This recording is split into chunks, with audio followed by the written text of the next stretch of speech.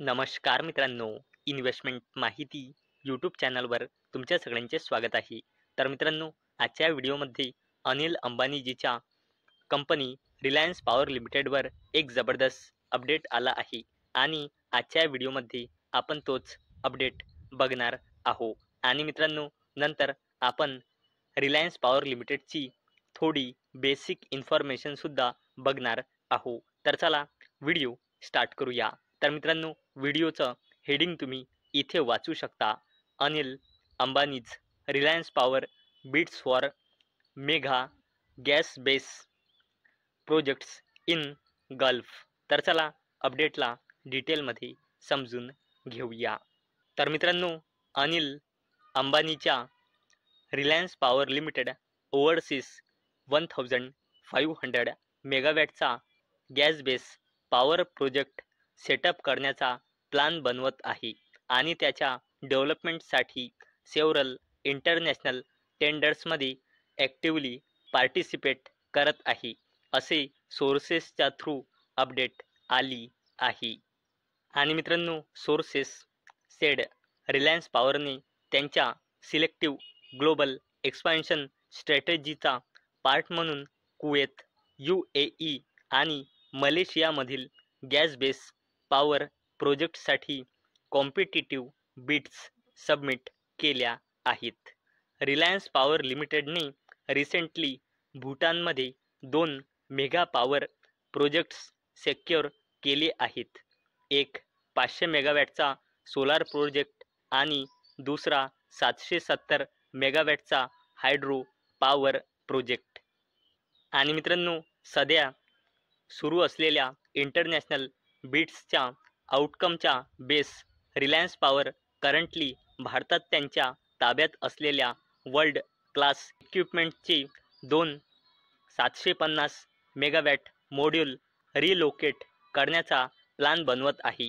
या प्रपोज प्रोजेक्टमुळे रिलायन्स पॉवरच्या बॅलन्स शीटमध्ये सिग्निफिकंट व्हॅल्यू क्रिएट होण्याची अपेक्षा आहे, कारण कंपनी या ॲसेट्सच्या मॉनिटायझेशनच्या थ्रू 2000 कोटी रुपयांपर्यंतचे उत्पन्न मिळवण्याचे उद्दिष्ट ठेवते.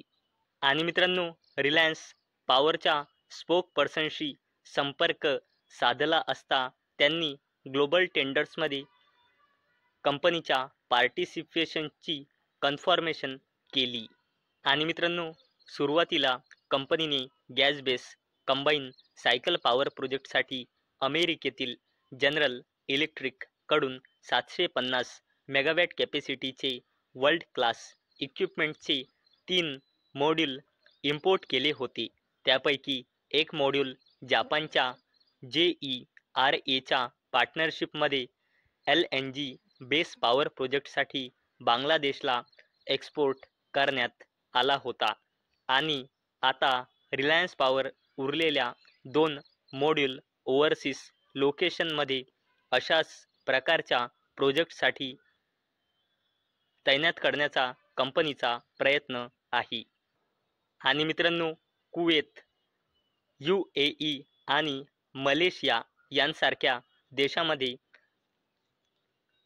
गॅस बेस पॉवर, ज्याला व्यापकपणे क्लीन एनर्जी सोर्स मानले जाते, यांची तिथे मागणी सिग्निफिकंटली हाय आहे. हाउएव्हर, GE सारख्या ग्लोबल सप्लायर्स गॅस किंवा LNG बेस पॉवर प्लांट्ससाठी इक्विपमेंट डिलिव्हर करण्यासाठी सामान्यतः 3 ते 5 वर्ष घेतात. आणि मित्रांनो, या उलट रिलायन्स पॉवरकडे 1500 मेगावॅटची उपकरणे सहज उपलब्ध आहेत, ज्यामुळे ते असे प्रोजेक्ट्स कमीत कमी वेळेत एक्झिक्यूट करू शकतात. तसेच मित्रांनो, रिलायन्स पॉवर लिमिटेड रिन्युएबल आणि क्लीन एनर्जीवर ॲक्टिव्हली फोकस करत आहे. कंपनीकडे एक स्ट्रॉंग डेव्हलपमेंट लाईन आहे, ज्यामध्ये 2.5 gigawatt power utility scale solar projects आणि 2.5 गिगावॅट अवर पेक्षा जास्त बॅटरी एनर्जी स्टोरेज सिस्टीम्स म्हणजे BESS यांचा समावेश आहे. यामुळे रिलायन्स पॉवर भारतातील इंटिग्रेटेड सोलार प्लस BESS म्हणजे बॅटरी एनर्जी स्टोरेज सिस्टम्स सेगमेंट्समधील लार्जेस्ट प्रायव्हेट सेक्टर प्लेयर म्हणून पोझिशन मिळवते. तसेच मित्रांनो, रिलायन्स पॉवर लिमिटेडने भूटानमध्ये 500 मेगावॅट कॅपॅसिटीचा सोलार प्रोजेक्ट आणि 770 मेगावॅट कॅपॅसिटीचा हायड्रो पॉवर प्रोजेक्ट डेव्हलप करण्यासाठी भूटान सरकारच्या ड्रक होल्डिंग अँड इन्व्हेस्टमेंट्स सोबत जॉईंट व्हेंचरमध्ये प्रवेश केला आहे. भूटानच्या रिन्युएबल एनर्जी सेक्टरमध्ये इंडियन प्रायव्हेट कंपनीने केलेली ही सर्वात मोठी फॉरेन डायरेक्ट इन्व्हेस्टमेंट आहे.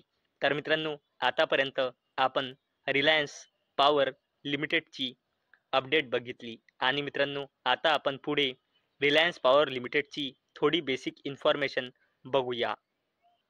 तर मित्रांनो, अवेलेबल डेटानुसार या कंपनीच्या प्रमोटर्सनी आपली हिस्सेदारी आपल्याच कंपनीमध्ये वाढवली आहे.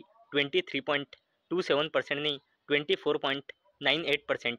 आणि जेव्हा पण कोणत्याही कंपनीचे प्रमोटर्स स्वतःच आपल्या कंपनीमध्ये आपली हिस्सेदारी वाढवत असतात, ते त्या कंपनीसाठी एक पॉझिटिव्ह पॉईंट मानला जातो. आणि मित्रांनो, जर आपण पूर्ण शेअर होल्डिंग बघितली अवेलेबल डेटानुसार, तर या कंपनीमध्ये प्रमोटर्सची होल्डिंग आहे 24.98%, FISची होल्डिंग आहे 12.87%, DISची होल्डिंग आहे 3.20% आणि या कंपनीमध्ये पब्लिकची होल्डिंग आहे 58.93%. आणि मित्रांनो, जर आपण या कंपनीचा रिसेंटली क्वार्टरली रिझल्ट बघितला, तर या कंपनीची सेल्स इयर ऑन इयर बेसिसवर मार्जिनली डिक्रीज झाली आहे, परंतु क्वार्टर ऑन क्वार्टर बेसिसवर इन्क्रीज झाली आहे. तसेच या कंपनीचा net profit year on year बेसिसवर नेट लॉसमधून पॉझिटिव्हमध्ये आला आहे 126 कोटी रुपयाच्या. तसेच या कंपनीचा net profit quarter on quarter बेसिसवर देखील जबरदस्तपणे इन्क्रीज झाला आहे. जवळपास 3 पटपेक्षाही जास्तीने या कंपनीचा नेट प्रॉफिट इन्क्रीज झाला आहे.